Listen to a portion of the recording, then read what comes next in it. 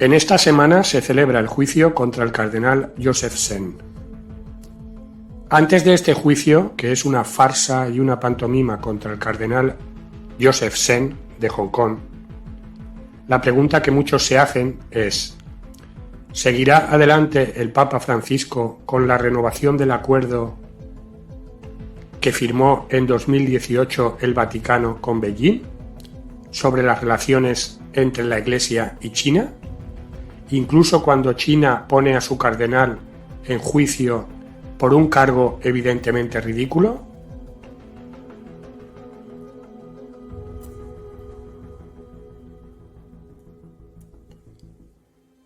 Después de que ningún alto funcionario del Vaticano haya ofrecido una expresión de solidaridad o una iniciativa de oración por el cardenal Sen, y de que el Papa no haya ofrecido ni una sola palabra de apoyo cuando un reportero le preguntó sobre Sen, el cardenal Sen, de 90 años, que fue arrestado en mayo por la Policía de Seguridad Nacional, está a punto ahora de ser juzgado. Se suponía que el juicio contra el cardenal Sen y otros 5 involucrados con el ahora desaparecido Fondo de Ayuda Humanitario 612, se suponía que el juicio comenzaría el pasado lunes, 19 de septiembre, pero se pospuso al menos hasta el miércoles 21 de septiembre porque el juez enfermó de COVID. El Fondo 612 se creó para ayudar a pagar los costos legales de los arrestados en las manifestaciones a favor de la democracia que tuvieron lugar en 2019.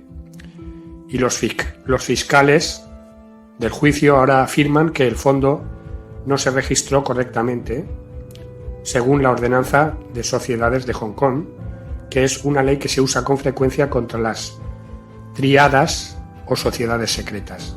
Y la condena conllevaría una multa de alrededor de $1.300.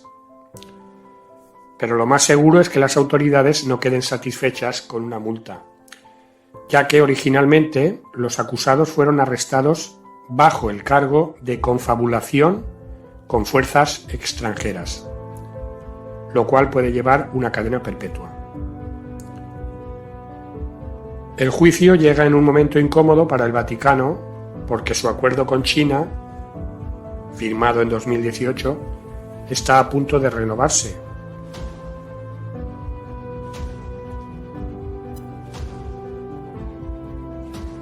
Hace un año el cardenal Sen dijo sobre este pacto, dijo que el Vaticano había vendido a los católicos de China para apaciguar a Beijing.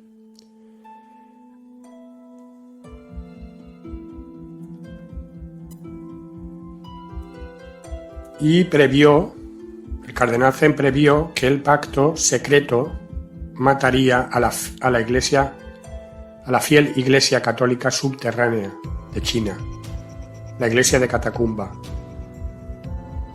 Y efectivamente el pacto de Francisco y el Vaticano con el Partido Comunista Chino realmente ha llevado a la Iglesia subterránea aún más a la clandestinidad. Y una vez que se firmó el pacto, el acuerdo, el Partido Comunista Chino comenzó su campaña contra la libertad y la democracia en Hong Kong, al atacar y arrestar a los líderes del Movimiento por la Libertad, que está dirigido principalmente por católicos.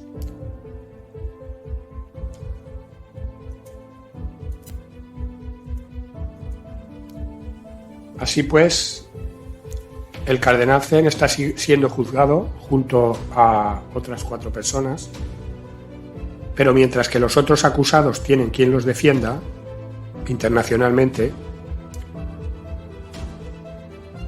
el cardenal no tiene quien lo defienda en Roma. El único comentario oficial del Vaticano ha sido el siguiente: la Santa Sede ha recibido con preocupación la noticia del arresto del cardenal Sen y sigue con suma atención el desarrollo de la situación. Y el artífice por parte del Vaticano del acuerdo secreto con Beijing, el cardenal secretario de Estado Pietro Parolin dijo que sentía cercanía con su compañero cardenal, pero después reveló cuáles son sus verdaderas prioridades. Dijo que la esperanza más concreta es que iniciativas como estas no compliquen el ya complejo y nada sencillo camino del diálogo con el Partido Comunista Chino. Hace 2 años, el cardenal Zen voló a Roma en un intento desesperado de lograr que el Papa Francisco reconsiderara su acuerdo con China.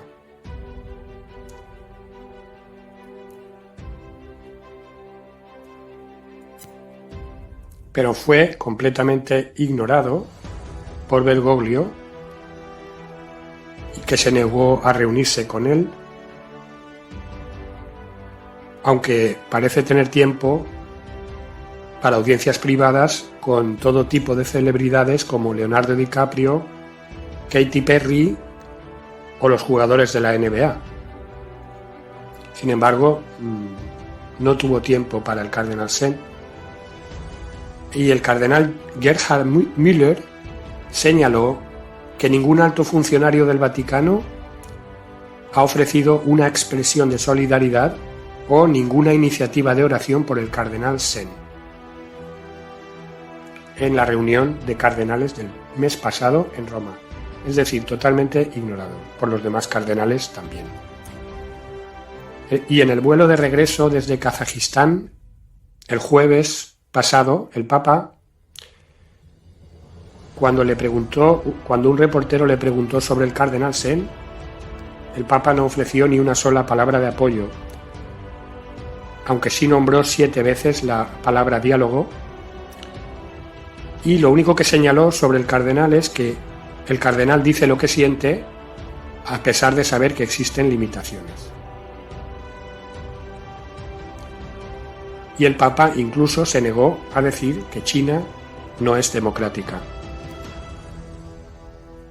Y el hecho de que haya diplomáticos del Vaticano trabajando en el asunto no es ningún consuelo para Zen, que lo último que quiere es que se le dé un trato preferencial o, peor aún, que se pacte su libertad a cambio de la renovación del acuerdo entre China y el Vaticano, el cual es una traición y una puñalada mortal a la Iglesia Católica China, a la verdadera.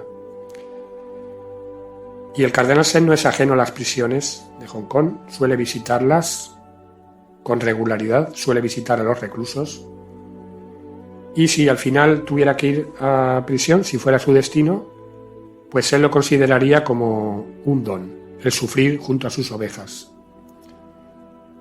Después de su arresto, las palabras que dijo fueron estas: el martirio es normal en nuestra Iglesia, tal vez no tenga que pasar por él, pero es posible que tengamos que soportar algo de dolor y fortalecer nuestra lealtad a nuestra fe. Y en el caso de que el cardenal Zen fuera camino del martirio, ¿diría algo el Papa Francisco? El cardenal Zen ha estado viviendo toda su vida dispuesto a ser martirizado. El silencio por parte de Bergoglio y el Vaticano es un mensaje de apoyo implícito que se sobreentiende, implícito aunque claro, un mensaje de apoyo al perverso trato que se le da a los defensores de la libertad y a la Iglesia. Y es una traición para los que están hablando y arriesgando su vida por la libertad en Hong Kong. Y ahora el cardenal Zen se va a enfrentar al tribunal ilegal de los comunistas chinos. Los tiranos creen que la voz poderosa y patriótica de Zen debe ser castigada y silenciada.